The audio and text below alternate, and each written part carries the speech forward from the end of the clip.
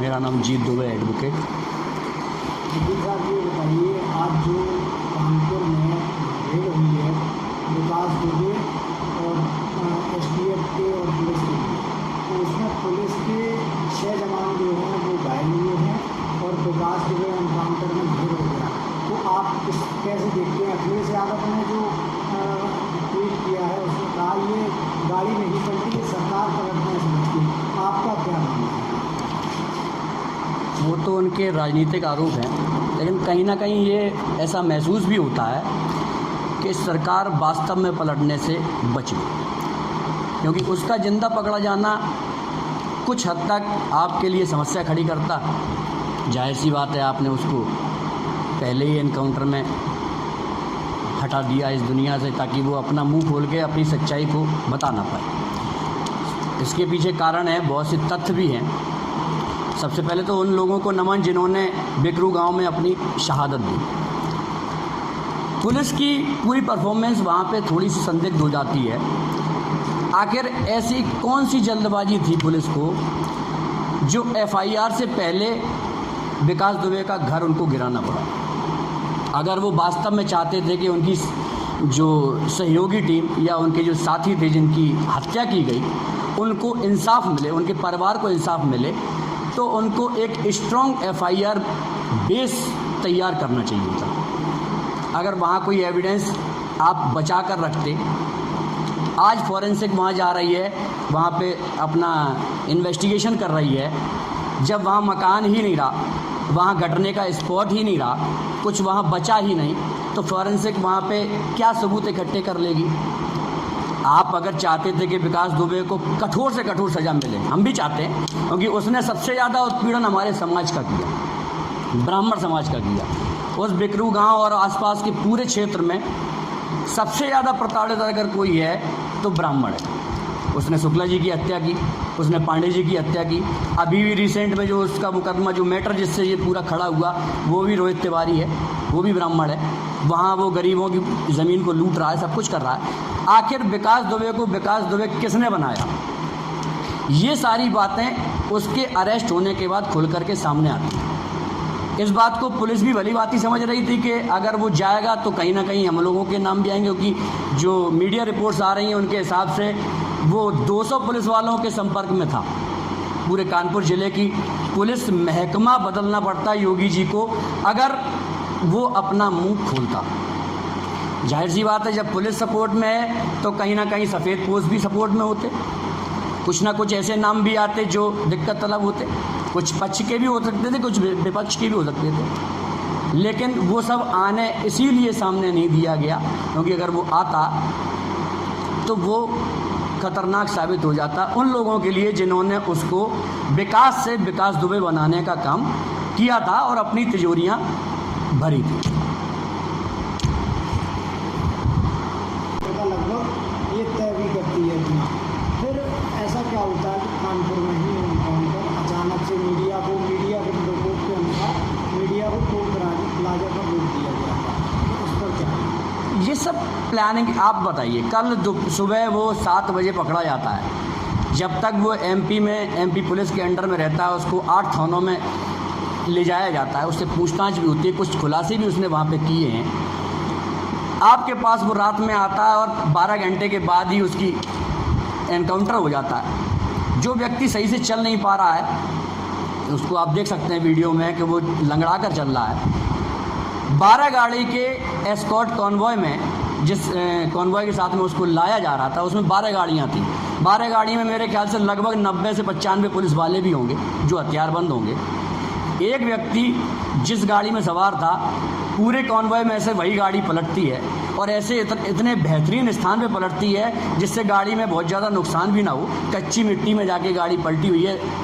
साफ साफ दिख रहा है कि कुछ ना कुछ ऐसा हुआ है कि कुछ प्लानिंग की गई, और उसका कारण मैंने आपको पहले आपके सवाल में बताया कि अगर वो जीवित रहता तो वो कुछ ऐसी बातें बताता जो उनके लिए हितकर नहीं होती। क्योंकि जब आप बताइए, अभी बिकरू गांव में घटना हुई थी, उसमें एक तिवारी जी का SHO चौबेपुर का नाम आता है। उसके बाद पुलिस विकास को तलाशने में लग जाती है। अभी सही तरीके से पूरी इन्वेस्टिगेशन हुई भी नहीं है, और आपका एसटीएफ का डीआईजी रैंक का एक अधिकारी डिमोटेड करके पीएसी डीआईजी बना दिया जाता है, तो उसकी आप पुलिस महकमे में उसकी पकड़ का अंदाज़ा लगाइए कि जब जांच ये और आगे बढ़ती, एक बड़े पैमाने पर अगर ये जांच होगी, तो जब 4 पन्ने अगर तफ्तीश के पलटे गए और डीआईजी साहब डिमोटेड हो गए, तो जब और पन्ने पलटे जाते तो कौन कौन से अधिकारी साहब डिमोटेड होते या उनको सजाएं होती, वो चीज़ें सब सामने आती। वो ना आ पाए इसलिए उसका मकान गिरा दिया, सारे एविडेंस ख़त्म कर दिए जो उसके घर से मिल सकते थे, क्योंकि पता नहीं, हो सकता है कि एविडेंस उसके फेवर में मिलते या इनके फेवर में मिलते, कोई भी लपेटे में आ सकता था। जो गलत होता उससे एविडेंस प्रूफ करते कि ये आदमी गलत था, और उसको ख़त्म इसीलिए किया गया ताकि अपने लोगों को बचाया जा सके। वहाँ भी उसकी हत्या प्लान्ड मर्डर के तहत की गई है, जब वो पूरे दिन में नहीं भागा। कल वो सुबह से लेकर शाम तक एमपी पुलिस के पास रहा, उन्होंने आपको सेफ साइड हैंडओवर कर दिया। सुबह आकर के आप मीडिया को पीछे रोक देते हो टोल प्लाजा पे, आधा 1 किलोमीटर 2 किलोमीटर आगे जा कर के आप फायरिंग करके उसका एनकाउंटर कर देते। मुझे उससे कोई एतराज़ नहीं, वो दुर्दांत अपराधी था, बेशक था, उसकी हत्या होनी चाहिए, हो गई।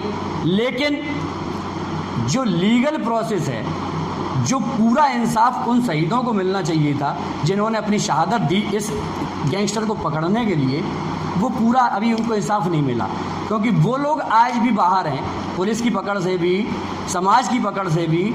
वो लोग आज भी बाहर हैं जिन्होंने विकास दुबे बनने में सहायता करी और अपनी तिजोरियों को भरने का काम किया है। क्या नाम है? जितेश दुबे एडवोकेट। अब ये तो पुलिस की नाकामी है, हर तरफ से देखा जाए ये पूरी घटना ही, पूरा प्रकरण पुलिस की नाकामी है। क्योंकि उस अपराधी के जब उसने खुद ही 2017 में ये कबूल किया था उसके संबंध में कुछ नेताओं से, कुछ अधिकारियों से, तो उसका इंट्रोगेशन होना चाहिए था, कंप्लीट ट्रायल चलना चाहिए था। और वो तो अपराधी है, वो कानूनी प्रक्रिया का अतिक्रमण कर सकता है, परंतु पुलिस जब कानूनी प्रक्रिया का अतिक्रमण करे, उसे पूरा ना करवा पाए, तो ये उसकी सबसे बड़ी विफलता है। पुलिस को चाहिए था उसको कैसे भी लेके आते, उसको अदालती प्रक्रिया से गुजारते, उसका संपूर्ण उसकी जानकारी निकाली जाती, कौन कौन लोग उसके साथ थे, कौन कौन था। अब ये पुलिस जो हमारे जवान शहीद हुए हैं 8, इनके साथ ये न्याय कभी पूरा नहीं हो पाएगा। ये उनका जो बलिदान है ये अधूरा रह जाएगा, क्योंकि ये छोटी मछली थी, बड़े बड़े मगरमच्छ चैन की सांस ले रहे हैं अपने घर में, वो आराम से बैठे हुए हैं। क्योंकि इसका तो मरना अपराधी है, अपराधी कानून से कभी बच नहीं सकता, क्योंकि अपने यहाँ की कानून प्रक्रिया और हमारा संविधान इतना महान है कि उसकी प्रक्रिया से कोई भी अपराधी बच नहीं सकता जो अपराधी है। परंतु किसी भी अभियुक्त को अपराधी कह देना उसका अपराध साबित होने से पहले, ये उस कानूनी प्रक्रिया का मजाक है, और ये नहीं होना चाहिए। इसमें संपूर्ण उत्तर प्रदेश पुलिस, यहाँ की सरकार, उनकी ये विफलता है। क्योंकि इतने दिनों तक आपने उसको उज्जैन से गिरफ़्तार किया, वो यहाँ आया, और वो सबने देखा है किस प्रकार से उसका जो नाटकीय गिरफ्तारी हुई या सरेंडर हुआ। उसके बाद अगर उसको भागना होता तब भाग जाता, पुलिस तब भी वहाँ थी मौजूद, मंदिर के गार्ड उसको डंडा लेकर पकड़ सकते हैं, और पूरी एसटीएफ की टीम जाके उसको कंट्रोल नहीं कर पाई, और सिर्फ उसी की गाड़ी पलटी। संयोग बहुत होते हैं, पर इतने ज़्यादा संयोग होना सही नहीं है। हाँ, ये है कि अब मैं यही कहूँगा, पुलिस ने अपना काम कर दिया जो उचित नहीं था, क्योंकि इसमें बहुत से पहलू अभी जांच के लिए आएंगे। अब सरकार से उम्मीद क्या है, क्या करेगी, क्योंकि प्रशासन की जिम्मेदारी होती है कि अदालत की मर्यादा बनी रहे और कानून का पालन लोगों तक कराया जाए। अब इससे आम जनता भी ये सोच में पड़ गई है कि जब पुलिस के साथ अन्याय हुआ, जो 8 जवान शहीद हुए, तो उनके मामले में अगर अदालती प्रक्रिया को नहीं अपनाया गया तो ये दुर्भाग्य की बात है, और सबके लिए है। माननीय इलाहाबाद उच्च न्यायालय को भी इसमें स्वतः संज्ञान लेना चाहिए और इन सब मामलों की जांच निष्पक्ष रूप से करानी चाहिए, और जो भी अधिकारी, नेता, जो भी इसमें सम्मिलित हो उसको दंड देना चाहिए, और न्यायोचित दंड देना चाहिए, कठोर। इसमें देखिए, इसमें ये तो समझ ले गंभीर जांच का विषय है, क्योंकि क्यों यही समय चुना, क्यों ऐसा हो सकता है कि इसके कई कारण हो सकते हैं। ऐसा हो सकता है कि इतना जब एक्शन हुआ है तो कुछ ऐसी घटनाएं हों, कुछ ऐसी जानकारियां हों जो वो आ सकती थी सामने, जिससे कई बड़े लोग फंस सकते थे। उस वजह से इतना जल्दबाजी में ये काम किया। क्योंकि अगर आपने उस अपराधी का अगर घर भी गिराया तो 24 घंटे में के अंदर आपने उसका घर गिरा दिया, जबकि वो आपके अंडर में था। आपको कुछ भी करना था, उसको सीज कर सकते थे, आगे जाके सिविल कोर्ट की प्रक्रिया फॉलो करके, अगर अवैध था उसका नोटिस देके, उसको पूरा मौका देके, तब आप उसके ऊपर कार्रवाई करते। अब क्या जांच हो पाएगी उसकी? आगे कोई जुडिशियल इंक्वायरी होगी तो वो ना घर रहा, ना जगह रही, ना अपराधी रहा, और आप बेवजह लग एनकाउंटर पे एनकाउंटर चल रहे हैं। कहाँ पैर में गोली लगती है एनकाउंटर की, कहाँ पे प्रक्रिया कौन सी फॉलो हुई, किसी को नहीं बताया गया। और आम जनता में इस प्रक्रिया को लेके, देखिए अपराधी का कोई समर्थन नहीं करता, कोई भी हो, परंतु अपराधी उसको साबित तो करें। अपने यहाँ मुंबई हमला हुआ था तो अजमल कसाब को वहाँ पकड़ लिया गया था, जो दुर्दांत आतंकवादी था, विदेशी आतंकवादी। उसको भी वहाँ की पुलिस ने अपने देश के कानून का सम्मान करते हुए उसको अरेस्ट किया। अरेस्ट करने के बाद उस पर पूरा ट्रायल चलाया और उसको संविधान की प्रक्रिया के हिसाब से उसको फांसी पर लटकाया।